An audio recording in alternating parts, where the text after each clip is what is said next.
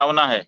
और इस भावना को गेनीबेन ठाकुर जो सांसद चुनी गई हैं, उन्होंने अपनी पार्टी लाइन में ये विचार ना होने पर भी संसद में जाकर के निर्भयता से उठाया। इसके लिए हम उनको बहुत बहुत अभिनंदन के शब्द कहना चाहेंगे।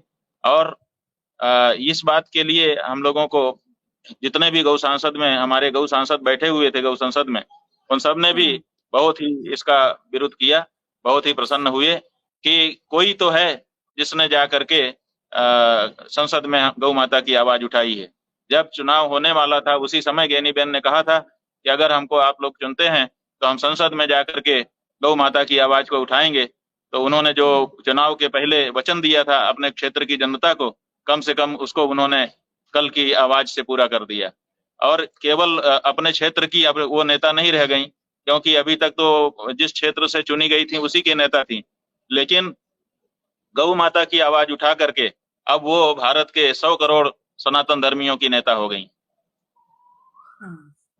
धन्यवाद गुरुजी, और आपको जन्मदिन की बहुत सारी शुभकामनाएं। नारायण। नारायण।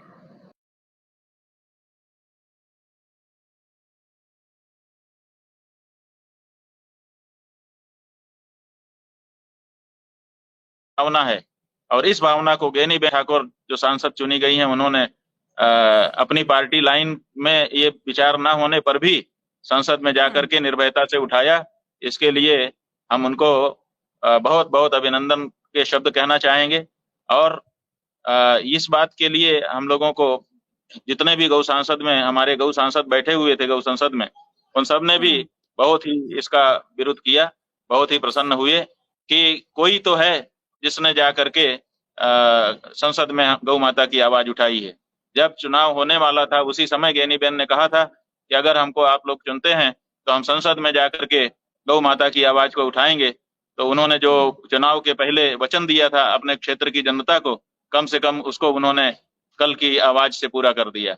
और केवल अपने क्षेत्र की अब वो नेता नहीं रह गई, क्योंकि अभी तक तो जिस क्षेत्र से चुनी गई थी उसी की नेता थी, लेकिन गौ माता की आवाज उठा करके अब वो भारत के 100 करोड़ सनातन धर्मियों की नेता हो गई।